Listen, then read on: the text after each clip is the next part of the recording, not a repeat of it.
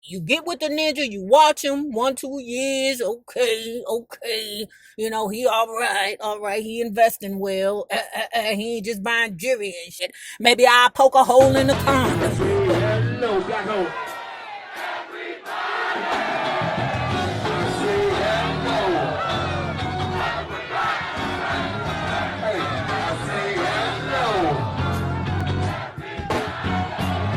See this brother winning, man. What is your win, babe? What is your win, babe? What is your win, babe? Well, hello there, love bugs. Hello there, Bellas. If you have not already done so, please remember to like, share the Facebook, subscribe, and visit uptopbeauty.com. Today's looky would be our 85 South belt. I'm telling you, you can't get a better bargain, but here on uptopbeauty.com. And if you are not already a part of our book club, please hit the Patreon link below and or the join button here on the YouTube. And for a small monthly fee of $5, you babies, yes you, can be privy to all the shenanigans before the YouTube gets it, if the YouTube gets it. Now, deliver us from temptation. The tragic and shocking story of the Temptations and Motown by Tony Turner, who we so lovingly call Titi. Josie whispered to me, "Tony, they're arresting Eddie." "What?" I screamed. I'm a little excitable. "They're arresting Eddie for child support." As the funeral continued, I learned that the detectives had come to the funeral with a warrant for Eddie's arrest. He apparently owed $26,000 in back child support to his first wife, Pat. They had wanted to handcuff him and take him out right then and there, according to Dennis. But the Honorable Louis Farrakhan, who had asked to speak at the funeral, had intervened. Yeah, you don't want to play with them Muslims, okay? You don't want to fuck with them bean ties and bow ties. The whole thing with the police was handled very quickly and quietly in an upstairs office. According to Dennis, Minister Farrakhan told the detectives that if they dared to handcuff Eddie and take him out, he would personally go up to the podium and tell the whole church what was going on. The announcement would go out over the loudspeaker in the street. "You will never get this man out of the church," the Honorable Louis Farrakhan told the detectives. Eddie was returned to his seat for the time being and sat there cool as anything through most of the funeral, knowing that before it was all over, he might be taken quietly out and directly to the judge's chamber. Of course, we were all wondering why they had chosen the day of David Ruffin's funeral to arrest Eddie Kendricks on a warrant that was years old, when they'd had plenty of opportunities to arrest him in the past. One could only think that this had been done to embarrass Eddie, because at any other time, this arrest would probably not have made the news. Who would want to embarrass him? His fucking baby mammy. That's what you bitches do. Okay, I know you like, now you don't understand. You ain't a mother. Let me tell you something. Baby mothers who are scorned can be quite vindictive. You hear me? I don't know why, some men be like, it's because I won't fuck her no more. Probably not. Probably not. That's not it. It could be because the man has moved on twice over and hasn't thought about getting back with the baby mother. Now, I can believe that before I believe that, oh, it's because I won't fuck her no more, Or they just sick and tired of taking care of the child by themselves, It's hard. But let me say this. I know when she was laying down with that man, she thought that she was going to be getting that Eddie Kendricks money, swashbuckling up in there around them eggs. I know that much. I know she thought that the train ride was going to be going forever. Okay, just like them athletes. Them dumb bros be laying down with them football players. Girl, I would never have a baby by a football player. Never. They get hurt. It's over. Next minute you know, they on TV1 crying in front of the cameras talking about they can't live no more because they got to pay so much child support. You young hoes, I'm telling you something. If you're going to get an athlete, you want to get a baseball player. That money lasts forever because them ninjas never get hurt. NBA player, they get hurt, they still get paid. They still get their money. Who else after that? Golf. If you can, ooh, you want to crawl on top of a Tiger Woods. But what you don't want to do is mess around with a rapper. Cause them mother hunchies be good for maybe 2-3 years, unless you done married a Jay-Z. Jay-Z already taken. Beyonce got that nigga. You can't just be with anybody. You can't just think about money today. You get with the ninja, you watch him 1-2 years, okay. You know, he all right. He investing well. He ain't just buying jewelry and shit. Maybe I'll poke a hole in the condom. But y'all gotta think better. Bitches just be spiteful. And I'm gonna say that. I know y'all mad at me. Okay, it ain't like I ain't made a bitch mad before. I started wondering, where's NayRobon? Where's the family? I couldn't see them anywhere. Meanwhile, the scene in the church was getting more and more out of hand, with crowds of people jamming the aisle, trying to get a last peek at David Ruffin in his casket. Finally, one of the church ladies, a vision in white, stood up at the podium and announced in her best church lady voice, "I have several things to say. First of all, there will be no more viewing of the body by the general public unless you have one of the new Bethel validated parking passes. I asked all the Muslim brothers who are here from the Nation of Islam and who have offered to help with security to check the passes. If you do not have a validated parking pass, people, get offline." There were a lot of security guards from the Nation of Islam. I told you.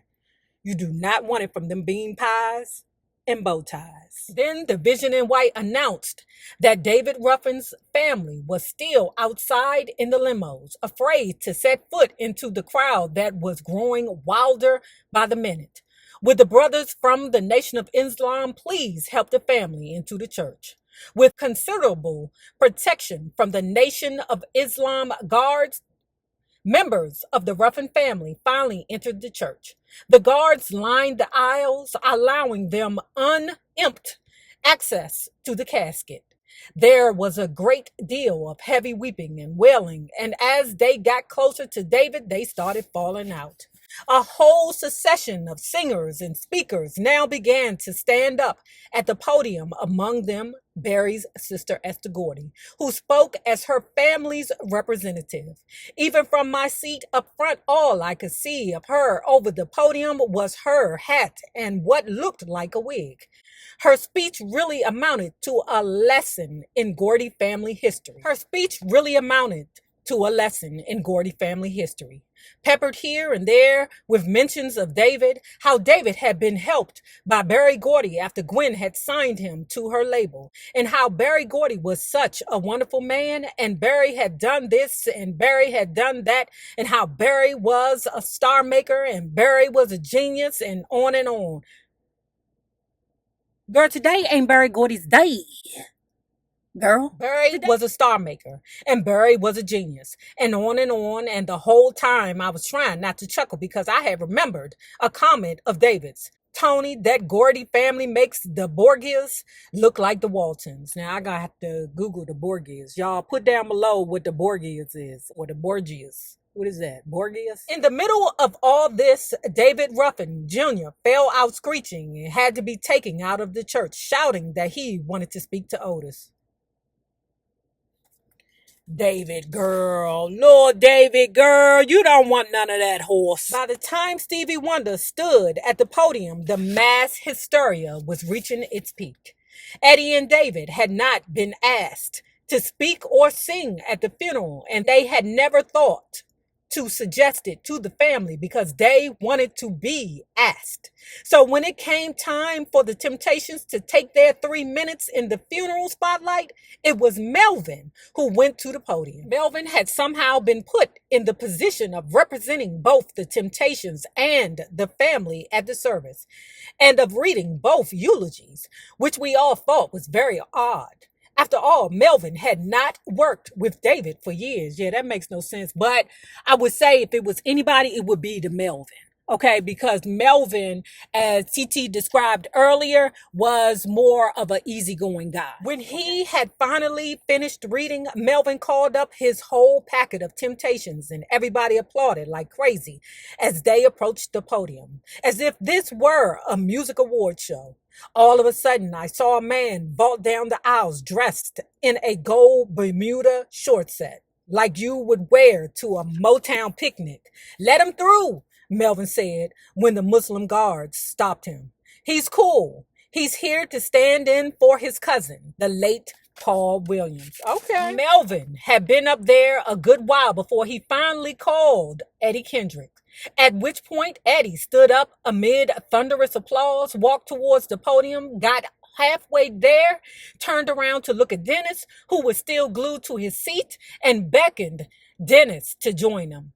By this point, Melvin was on to another subject. Oh, yeah, Melvin said quickly in his big bass voice. You too. You're part of the Temptations too, Dennis.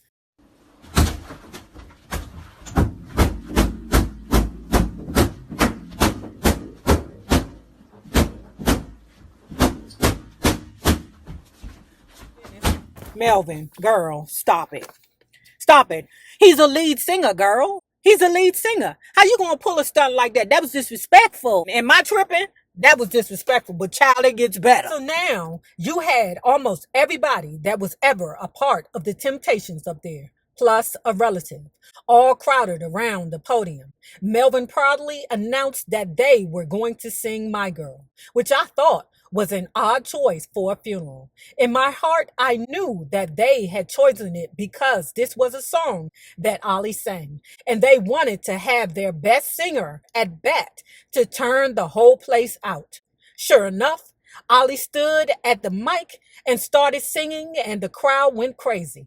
I lowered my head in disgust. The next thing I knew, Dennis had pushed his way from the back to the podium, practically knocking Ollie out of the way, and was standing at the mic singing, "When it's cold outside, I got the month of May."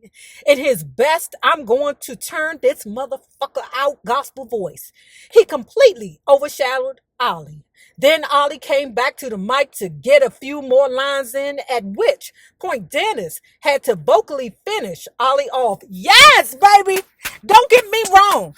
Don't get me wrong. Ollie, you a bad motherfucker, Ollie. You bad, baby. But that's Dennis.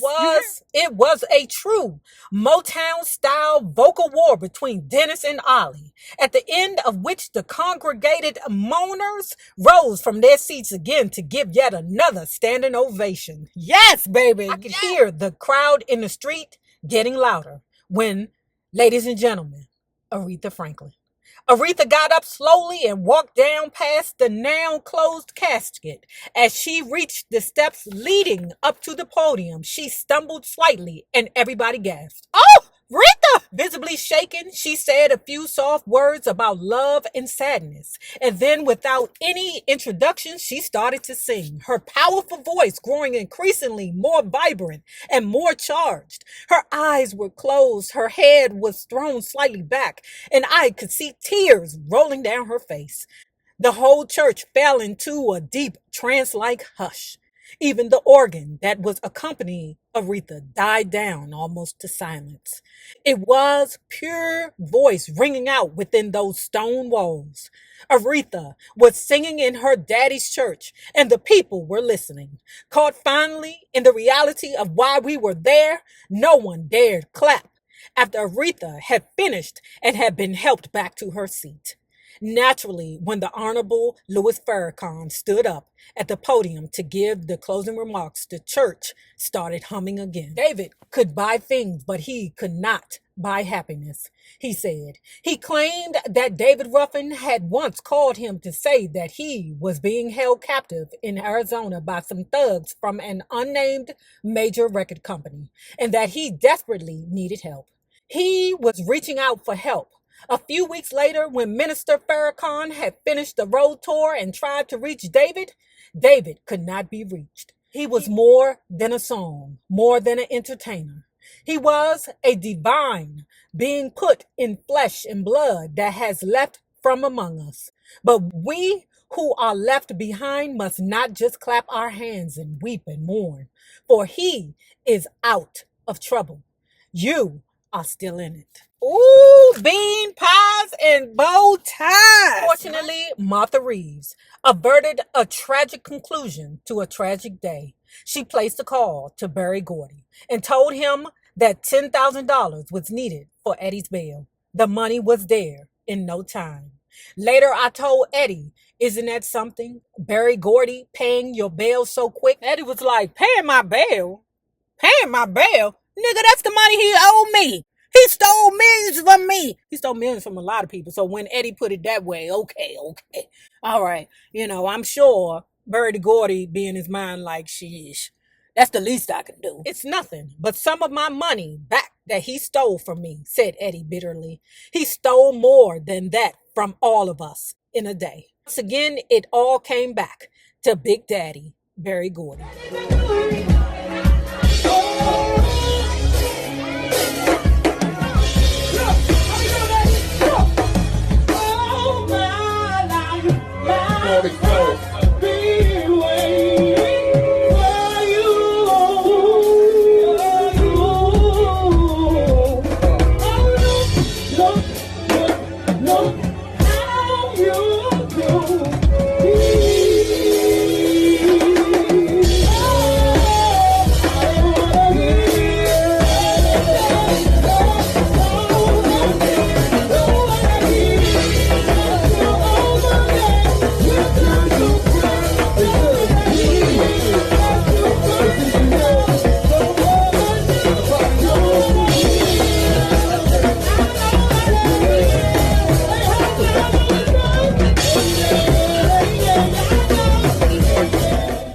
Now, if you have not already done so, please remember to like, share, subscribe, and visit uptopbeauty.com. Now remember this, the same people that you meet on the way up will always be the same people that you meet on the way down. My naysayers, my patron loves you babies. Y'all better have a good one. What? I screamed. I'm a little... Josie whispered to me, Tony, they're arresting Eddie. What? I screamed. I'm a little excitable. Josie whispered to me, Tony, they're arresting Eddie. What? I screamed. I'm a little excitable. They're arresting Eddie for child support. As the funeral continued, I learned that...